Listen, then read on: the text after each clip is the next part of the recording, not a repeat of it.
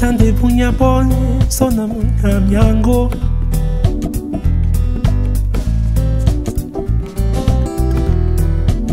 Itande punya bon sona munana sango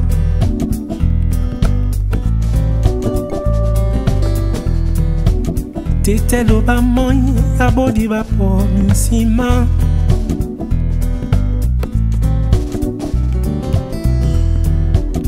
Denje tabobe etuma lonto bimbu.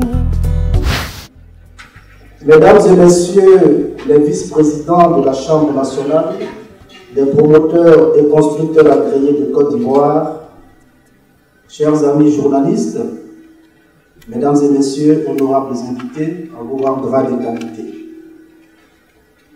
En prenant la parole au nom de la Chambre nationale des promoteurs et constructeurs agréés de Côte d'Ivoire et à l'occasion de la conférence inaugurale du Forum international du logement social, économique et standing, il m'est agréable aujourd'hui même de mesurer le chemin déjà parcouru depuis la date de la fondation de notre chambre syndicale. Celle-ci, grâce à l'aimable camaraderie et à la bonne entente régnante entre ses camarades et membres.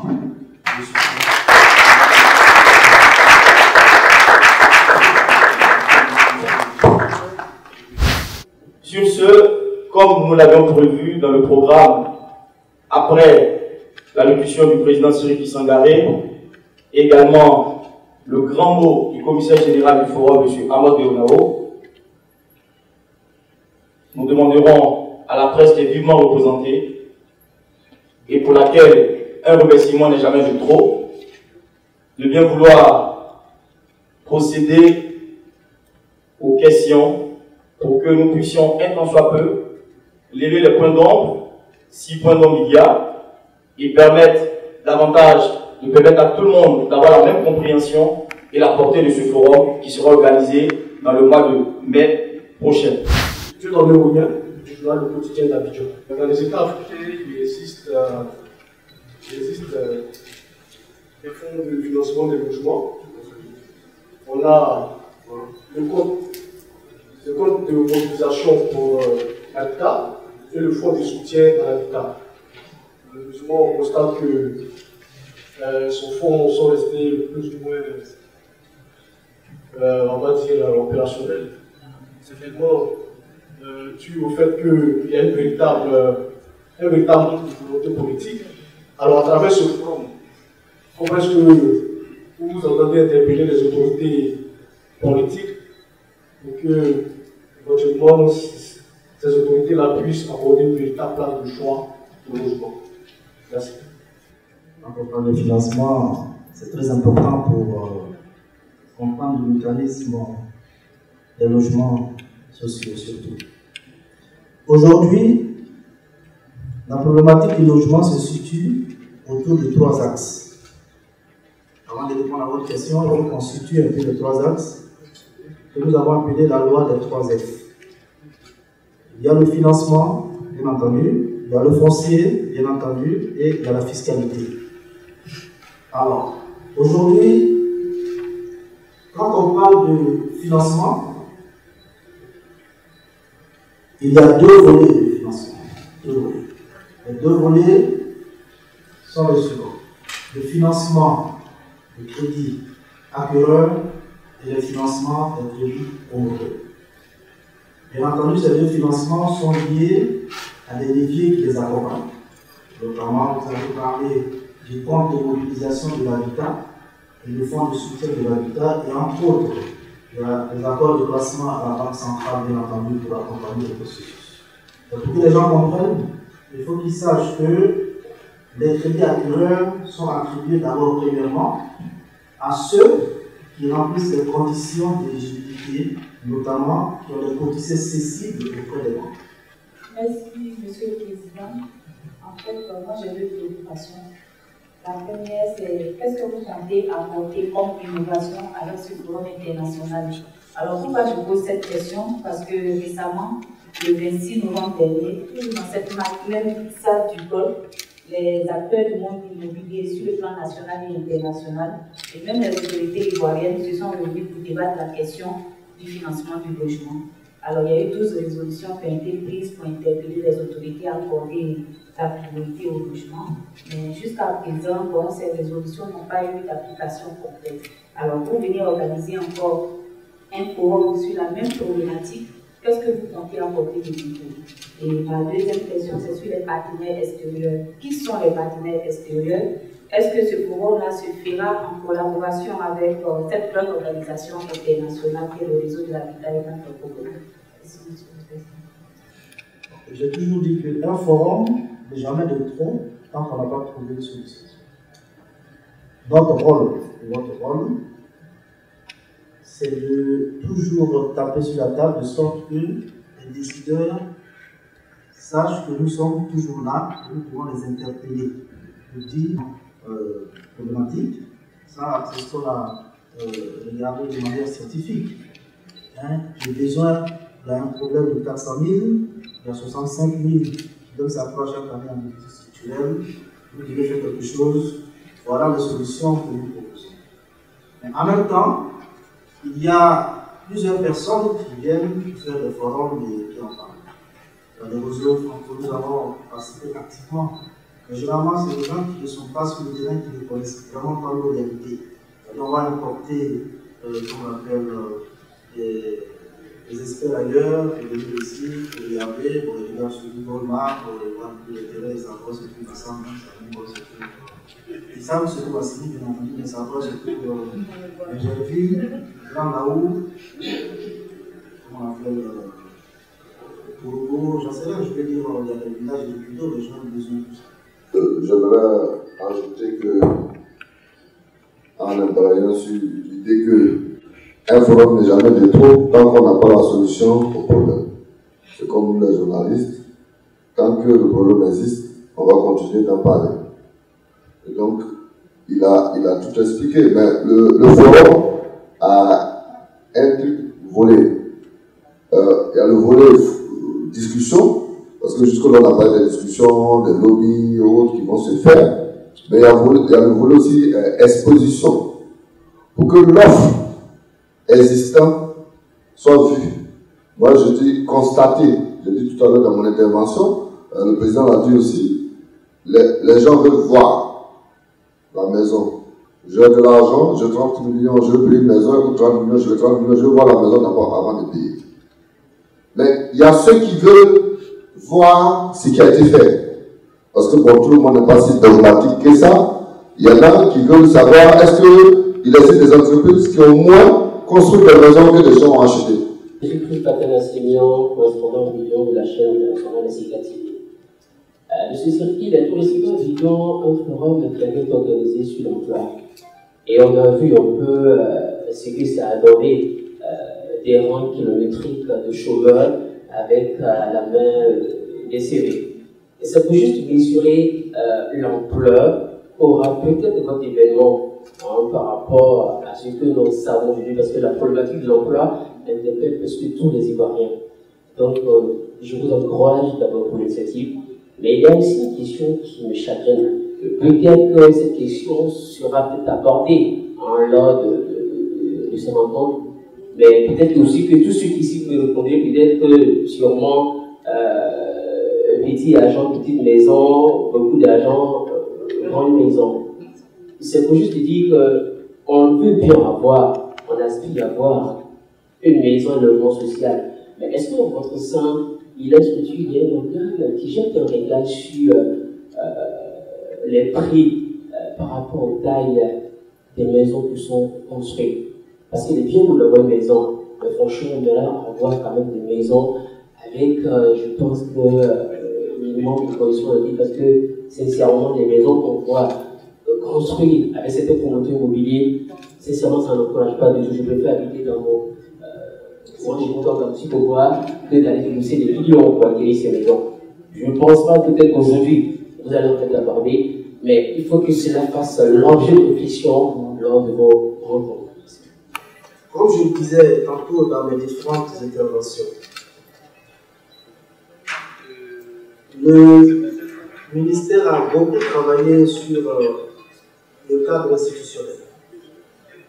On a essayé de mettre en place des commissions pour qu'une opération immobilière ne soit pas une opération de construction de maison. C'est-à-dire qu'il y a des normes. Il y a des normes qui sont définies. Déjà, pour le terrain, il faut un plan d'urbanisation qui soit fait dans les normes, avec des espaces verts, avec des aires de jeu, avec une bonne canalisation, avec un assainissement adéquat. En tout cas, c'est de créer un habitat puissant. Ce n'est pas des logements comme ça pour que les gens puissent s'attendre.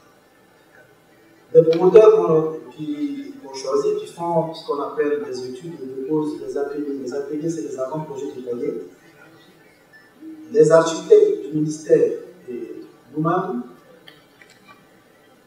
il y a une vérification des normes et des dimensions des maisons depuis un certain moment, pour que les maisons respectent scrupuleusement les dimensions requises dans le cahier des charges.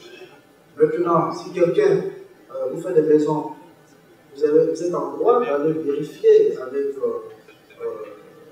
un architecte ou un expert. Si ça ne respecte pas les normes, le ministère va l'obliger à casser et respecter les normes.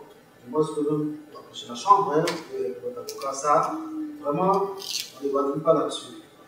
Parce que quelqu'un qui met de l'argent dans une maison, c'est vraiment une économie à la fête depuis longtemps. Il faut lui permettre d'être quand même dans un cadre.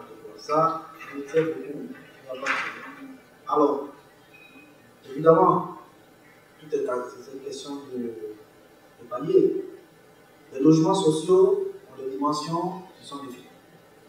Ça part en matière de prix de 5 à 10 millions qui ont été définis par l'État. Et puis, les logements économiques, maintenant, je pense que ça va jusqu'à 2 millions. Et les dimensions sont faites en fonction.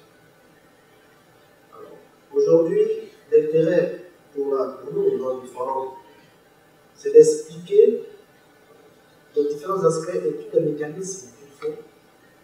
Mieux, c'est de pouvoir permettre aux promoteurs qui sont avec nous et ceux qui seront avec nous de faire des maisons évolutives. Je suis Olivier Dion, journal intelligent d'Abidjan. Ma question rejoint un peu celle de mon confrère. À quand les livraisons des maisons dans le cadre du projet de logement social? Merci. Aujourd'hui, je peux vous dire que c'est vrai, au départ, il y avait un peu de communication possiblement. Ce n'était pas un problème technique, c'était un peu de communication. J'aime couper expliquer, c'est vrai que souvent c'est un peu long, mais c'est des questions qu'il faut bien expliquer pour que les gens comprennent pour éviter les amalgames. Au départ, le lancement s'est fait à la CECOJ et il y avait un engouement. Les 3 premiers jours, il y avait plus de 50 000 personnes. Il y a beaucoup peut-être du secteur informel. Il y a beaucoup qui n'avaient pas compris le réel mécanisme d'accès à ces logements. On a connu en son temps le président le président Soubani, qui avait lancé des opérations en son temps, Citogine, Sojefia, c'était les locations franches. Les gens avaient confondu le mécanisme d'acquisition de ces logements que nous avons aujourd'hui avec ce qui passait avant. C'est ça le problème. Il y avait, et pour eux, avec 30 000 francs, on avait le logement. Et on payait 15 000 francs. Ça, la communication n'a pas été très bien faite au départ. Vous n'avez pas compris qu'en réalité, c'était une pré-souscription et qu'après la souscription devait se faire par la suite et que le promoteur devait trier ceux qui avaient la capacité d'avoir une quantité cessible à la banque pour un accès au financement du crédit actuel. Donc, ça fait un filtre et ça filtrait beaucoup d'hommes, même des fonctionnaires qui ont des salaires, tout ça, mais qui avaient déjà d'autres engagements dans d'autres domaines, qui n'avaient pas une petite cessible intéressante, qui n'ont pas pu avoir accès à ce financement. Et en même temps, c'est vrai que de part et d'autre, il y a eu des manquements à certains engagements, notamment le taux de crédit qui devait être à 5% depuis. Et ce taux n'étant pas encore effectivement mis en place, ça n'a pas permis à beaucoup d'hommes d'avoir des crédits acquéreurs sur une durée de 15 jusqu'à 25 ans. Donc tous ces facteurs contrariants-là ont éliminé en fait tous ceux qui étaient, comme on appelle, candidats à l'acquisition de ces maisons. Donc on est revenu dans une situation, les gens ont compris maintenant que c'est vrai, les logements sociaux, l'économie standing, mais il y a des critères très stricts par rapport à l'achat de maisons. Donc c'est ça le vrai problème. L'engouement est toujours là parce que je vois certaines fédérations avec 400 maisons, déjà il y a des prétendants de 3000 personnes qui sont déjà là, qui attendent des maisons.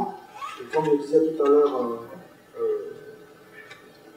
les gens qui payent au comptant sont de plus en plus nombreux parce qu'ils voient que les maisons sortent de terre. Mais, bien entendu, il faut parler au chien, il faut parler à l'os. On va dire qu'il faut pas le faire. Et si vous voyez qu'on ne peut pas le faire, on devrait faire 60 000 logements. Les 60 000 logements étaient définis par rapport à un cadre bien précis. Le promoteur avait son cahier des charges précis avec l'État. Les promoteurs ont eu des problèmes parce que ces promoteurs-là n'ont pas pu avoir tous les avantages qu'on leur avait promis. Donc, il y a certains qui n'ont pas pu travailler, pas parce qu'ils ne sont pas efficaces, mais parce que tout simplement, ils n'ont pas pu. Maintenant, il y a certaines personnes qui, évidemment, de la diaspora,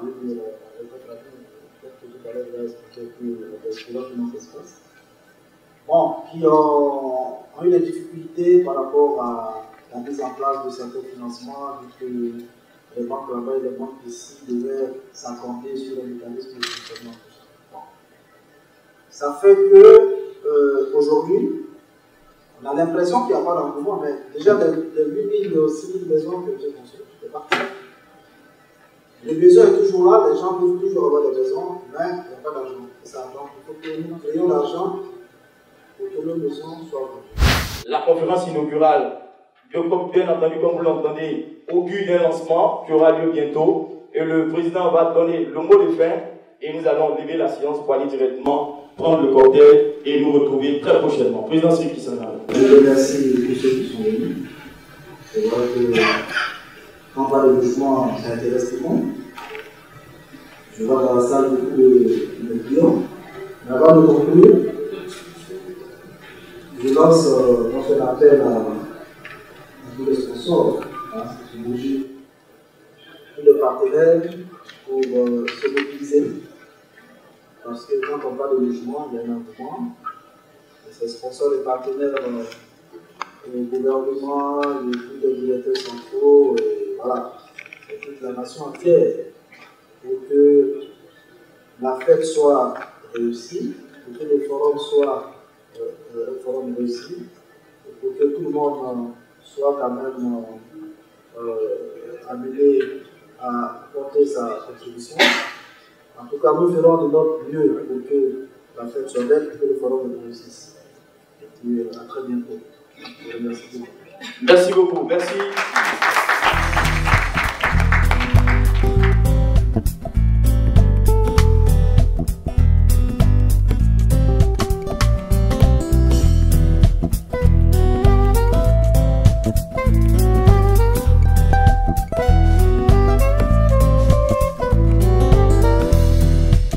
Itande bunya boy, sona munya miango.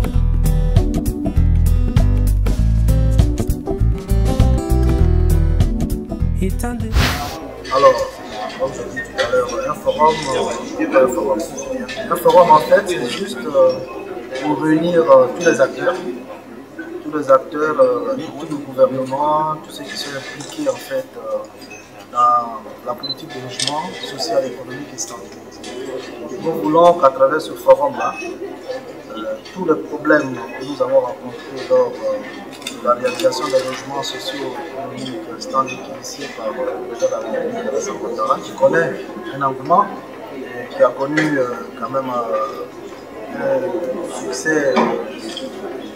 Nous avons compris qu'il y a des problèmes rencontrés, il fallait qu'on se voit pour que les Ivoiriens sachent, premièrement, ce que nous avons fait, et deuxièmement, que les Ivoiriens sachent qu'il y a toujours la possibilité d'avoir des logements et comment acquérir ces logements-là, quelles sont les différentes conditions, mais aussi faire venir des partenaires extérieurs pour que nous puissions nous entendre sur le partenariat, pouvoir booster quand même le niveau de ces chiffres. Alors, je vais toujours dire que la problématique du logement, c'est surtout le cours de la loi des 3 F. Il y a le financement, il y a le foncier et puis la fiscalité. Nous faisons ce forum autour de ces 3 termes pour que, le gouvernement puisse, au niveau de la fiscalité, lui expliquer à nos promoteurs comment avoir des exonérations, comment pouvoir réaliser des logements avec des coûts réduits, comment le gouvernement compte accompagner fiscalement la promotion.